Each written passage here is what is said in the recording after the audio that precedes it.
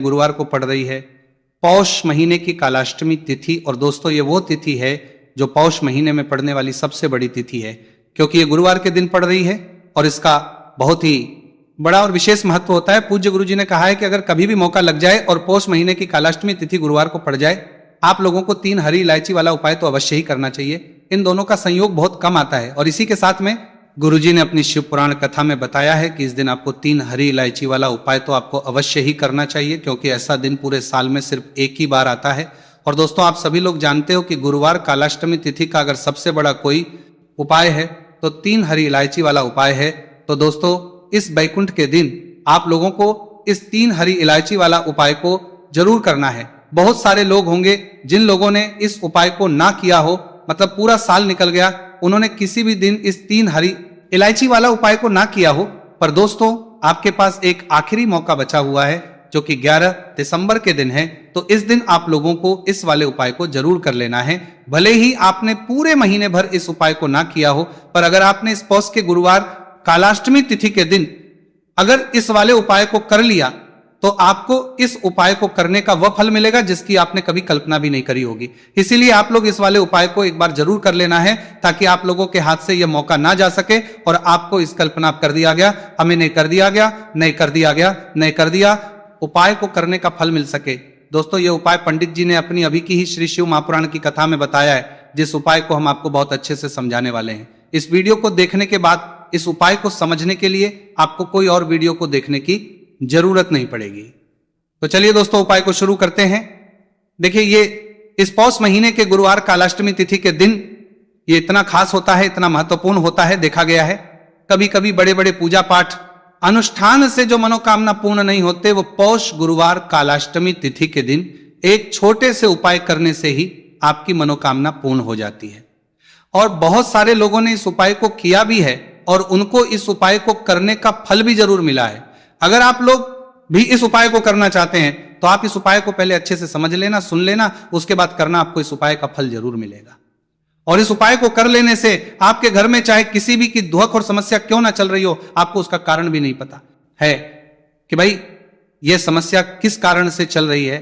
उसका कुछ भी कारण हो सकता है, जैसे पितृदोष हो सकता है या किसी भी तरह का मंगल दोष भी हो सकता है। तो इस दिन आप लोगों को यह वाला उपाय कर लेना है। यह एक ऐसा उपाय है जिस उपाय को अगर किसी विशेष दिन पर किया जाए तो भाई उस विशेष दिन का जो है वह तो हमें मिलता ही मिलता है, पर हमने उस दिन पर उपाय को किया है तो हमें उससे भी बड़ा फल मिलता है, और फल बहुत जल्दी मिलता है, क्योंकि आप इस उपाय को बहुत ही बड़े और विशेष दिन पर कर रहे हो। तो चलिए अब उपाय के बारे में बात करते हैं, लेकिन उससे पहले आप लोगों को यह जानना आवश्यक है कि आखिर यह उपाय किस समय करना है, किसको करना है और कैसे करना है। तो चलिए हम आगे आपको वीडियो में एक एक करके बता देते हैं, लेकिन उससे पहले अगर आप लोग हमारे चैनल पर बारादर बनार करते हैं, आपको ये करते हैं, लेकिन उससे पहले अगर आप लोग हमारे चैनल पर बारादर बनारा आए हैं या फिर मेरी आवाज आज पहली बार सुन रहे हैं तो हमारे चैनल को सब्सक्राइब जरूर कर लेना, और इस वीडियो को लाइक करके कमेंट बॉक्स में श्री शिवाय नमस्तुभ्यम ओम नमः शिवाय जरूर टाइप कर देना। तो दोस्तों इस 3 हरी इलायची वाला उपाय को हमें इस गुरुवार कालाष्टमी तिथि के दिन कैसे करना है, किसको करना है, किस समय करना है और कहां पर करना है, ये सारे सवालों के जवाब आपको वीडियो में मिल जाएंगे।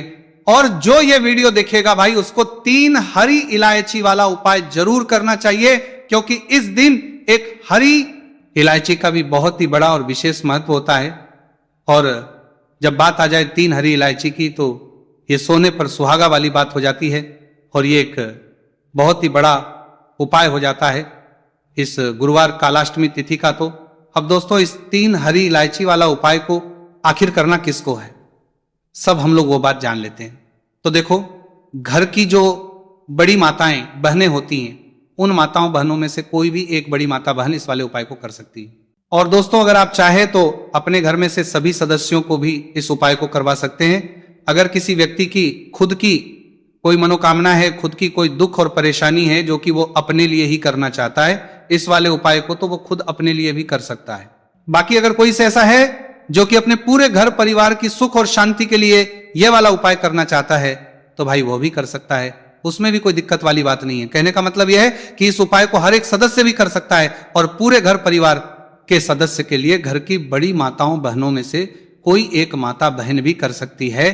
माताएं बहनें अगर घर में उपस्थित ना हो या वही ये वाला उपाय ना कर पा रही हो तो फिर घर का कोई बड़ा से भी इस 3 हरी इलायची वाला उपाय को कर सकता है, चाहे फिर वही पुरुष ही क्यों ना हो, उसमें कोई भी दिक्कत वाली बात नहीं है।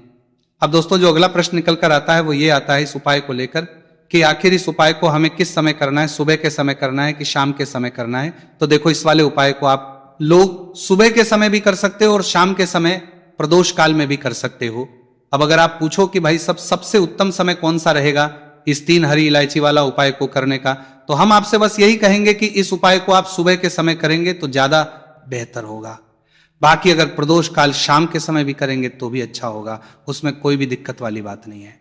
तो अब दोस्तों जो अगली सबसे बड़ी और महत्वपूर्ण बात आती है वो ये आती है कि सुबह अगर हम उपाय को करेंगे तो हमें कितने बजे से लेकर बजे तक के बीच में करना है, और शाम के समय प्रदोष काल में करेंगे तो हमें कितने बजे से लेकर कितने बजे के बीच में करना है।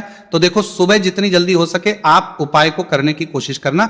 बाकी अगर किसी कारणवश लेट भी हो जाओ, थोड़ी देर भी हो जाए तो 10 या 11 बजे तक भी आप उपाय कर लेना, पर 12 बजे से ज्यादा देरी ना हो। ठीक है, इस बात का ध्यान रखना। उसके बाद में दोस्तों अगर शाम के समय प्रदोष काल का जो समय है होता है वो शाम के 6 बजे से शुरू हो जाता है। मतलब शाम के 6 बजे से लेकर 7 बजे के बीच का जो समय होता है यह समय प्रदोष काल का समय होता है। तो आप इस उपाय को 7 या 8 बजे के बीच में भी कर सकते हो। मतलब शाम के 6 बजे से रात 8 बजे के बीच में आप कभी भी इस वाले उपाय को कर सकते हो, उसमें कोई भी दिक्कत वाली बात नहीं है। देखिए कालाष्टमी तिथि पर विष्णु भगवान और महादेव का पूजन हम करते हैं। यही वो दिन जिस दिन दोनों देवों का पूजन एक साथ किया जाता है। यह दिन कोई साधारण दिन नहीं है, यह वही दिन है जो आपके भाग्य को चमकाए और रातों रात आपकी सोई हुई किस्मत को जगाए। दुर्भाग्य भी उस व्यक्ति के जीवन से दूर हो जाता है। कालाष्टमी तिथि पर हरी इलायची लौंग वाला उपाय कर लेता है। साथ ही साथ कपूर का ऐसा उपाय आपको बताने वाले हैं जिसके बाद ऐसा समझ लीजिए किसी कार्य में अड़चन नहीं आएगी, कोई काम आपका नहीं बिगड़ेगा। कोई भी नया व्यापार अगर शुरू करना चाहते हैं तो कालाष्टमी तिथि से उत्तम दिन आपको नहीं मिलेगा। क्यों? क्योंकि आपको बता दें इस बार बहुत ही लंबे समय बाद, बहुत सालों बाद दुर्लभ संयोग इस बार कालाष्टमी तिथि पर बन रहा है। तो देखिए सबसे पहले तो रवि योग बन रहा है, दूसरा इस दिन सिद्धि योग का भी निर्माण हो रहा है, और सबसे बड़ी बात कि इस दिन सर्वार्ध सिद्धि योग बन रहा है जिसमें आप किसी भी कार्य को शुरू करते हैं ना, वह कार्य आपका बहुत सफल होता है। कोई भी नया काम अगर शुरू करना चाहते हैं, कोई नई वस्तु खरीदना चाहते हैं तो ऐसा समझ लीजिए यह दिन बहुत ही उत्तम है, बहुत लाभकारी है नई वस्तु को खरीदने के लिए और नए काम की शुरुआत के लिए। जीवन से निर्धनता को दूर करने के लिए भी यही दिन सबसे उत्तम है, क्योंकि यह दिन श्री हरि विष्णु मां लक्ष्मी और महादेव को समर्पित होता है। तो कालाष्टमी तिथि पर जो व्यक्ति भगवान विष्णु और देव का पूजन करता है उसे स्वर्ग की प्राप्ति होती है, उसके समस्त पाप नष्ट होते हैं और वो व्यक्ति श्री हरि विष्णु के धाम में स्थान प्राप्त करता है। तो देखिए महादेव ने स्वयं कहा है कि जो व्यक्ति कालाष्टमी तिथि वाले दिन पहले विष्णु जी की पूजा करेगा और उसके बाद मेरी पूजा करेगा, यानी महादेव की जो व्यक्ति पूजा करते हैं, पहले विष्णु भगवान की आपको पूजा करनी है, फिर महादेव का पूजन करना है, व्यक्ति इस उपाय को कर लेगा। कालाष्टमी तिथि पर वह सीधे सीधे मां और उनका भक्त कभी कष्ट में नहीं रहता है। मतलब स्वर्ग की प्राप्ति भी होगी और जीवन में हर सुख आपको मिलेगा। आपके जीवन के सारे कष्ट, सारे दुखों को दूर करने स्वयं महादेव आपके जीवन में आएंगे। तो चलिए बात कर लेते हैं कि कौन सा उपाय है और किस तरह से आपको यह उपाय करना है, कैसे आप अपने घर से निर्धनता को दूर करेंगे और अपने को रातों रात चमकाए। तो कालाष्टमी तिथि का दिन ही है जब श्री हरि विष्णु दोबारा से संसार का कार्य संभालते हैं। संसार के संचालन का कार्य वो 4 महीने के लिए भोलेनाथ को देते हैं और भोलेनाथ इसी दिन यानी बैकुंठ चतुर्दशी पर ही दोबारा से भगवान विष्णु को यह कार्य सौंपते हैं। फिर से श्री हरि विष्णु विश्व का संचालन करते हैं और अपने भक्तों की मन मनोकामना को पूरा करती है। अब भोलेनाथ तो बहुत है, उनके भक्त जो उनसे मांग लेते हैं वो उनको दे देते हैं। तो बात कर लेते हैं सबसे पहले उपाय कौन सा है जो आपको इस दिन करना है। पहले हम बात करेंगे हरी इलायची लौंग वाले उपाय की, और उसके बाद आपको बताएंगे कि महादेव का पूजन आपको इस दिन कैसे करना है और कैसे श्री हरि विष्णु को आपको प्रसन्न करना है। और जो उपाय हम आपको बताने वाले हैं 3 हरी इलायची और 3 लौंग वाला, ये उपाय करने से श्री हरि विष्णु और मां लक्ष्मी की असीम कृपा मिलती है। और जो लोग श्री हरि विष्णु मां लक्ष्मी को एक साथ प्रसन्न कर लेते हैं उनके घर से कभी रुष्ट होकर लक्ष्मी नहीं जाती है, उनके घर में अष्ट लक्ष्मी का वास रहता ही है, कभी धन की कमी घर में नहीं आती। आपको क्या करना है, 3 हरी इलायची लेनी है, साबुत बिल्कुल खंडित नहीं होनी चाहिए, टूटी हुई ना हो। 3 ही लौंग लेनी है, लौंग भी लेनी है, बिल्कुल भी टूटी हुई ना हो। 3 हरी इलायची, 3 लौंग और 1 लेना है। यहां पर आपको कपूर का टुकड़ा, छोटा सा कपूर लेंगे। तीनों चीजों को एक साथ मिट्टी के दीपक में या किसी बर्तन में आपको रखना है और अपने घर के मंदिर में इसे आपको जलाना है। और एक देसी घी का दीपक अलग से आपको कोई गोलबाती का मां लक्ष्मी और श्री हरि विष्णु के सामने लगाना है। छोटा सा उपाय है, करिए और देखिए भाग्य कैसे चमकता है। जो इलायची, लौंग और कपूर आपने जलाया है उसे घर के मंदिर में ही घुमाना है, पूरे घर में लेकर आपको नहीं घूमना है। जब ये उपाय आप करेंगे, आपको अपनी जो भी मनोकामना है वो यहां पर कहनी है। अगर धन चाहिए तो उसके लिए प्रार्थना करेंगे, जीवन में कुछ और चाहिए तो उसके लिए प्रार्थना करेंगे। साल की ऐसा समझ लीजिए जो वैकुंठ चतुर्दशी होती है, ये जो तिथि होती है ये आपके भाग्य को चमकाने का काम भी करती है और समझ लीजिए धन को बहुत तेजी से बढ़ाती है जब आप इस उपाय को करते हैं। क्योंकि ये दिन साधारण नहीं है, ये दिन बहुत लाभकारी है, बहुत उत्तम है। इस उपाय को करने से धन की वर्षा उनके घर में जरूर होती है, जो लोग इस उपाय को सच्ची श्रद्धा से करते हैं। चलिए अब बात कर लेते हैं महादेव का पूजन आपको इस दिन कैसे करना है। देखिए महादेव इतने भोले हैं, अगर आप उनका नाम भी ले देते हैं ना, जय शिव शंभु हर हर महादेव, कुछ भी आप बोल देते हैं वो उससे भी हो जाते हैं। यही कारण है कि उनका एक नाम भोलेनाथ भी है।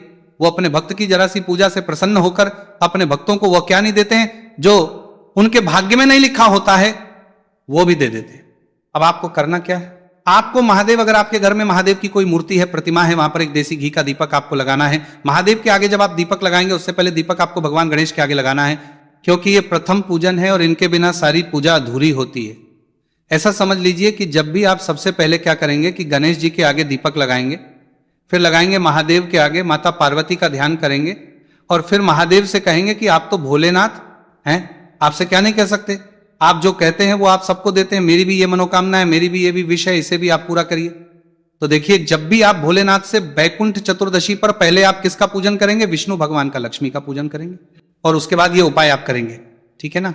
भगवान गणेश के आगे तो आप पहले ही दीपक लगाकर रख दें सबसे पहले, और फिर इस तरह से आप पूजन करें। महादेव का सिर्फ एक दीपक भी अगर आप लगा देंगे तो महादेव आपकी सारी मनोकामना को पूरा कर देंगे। तो भोलेनाथ हैं, जो मांग लेंगे वो आपको दे देंगे।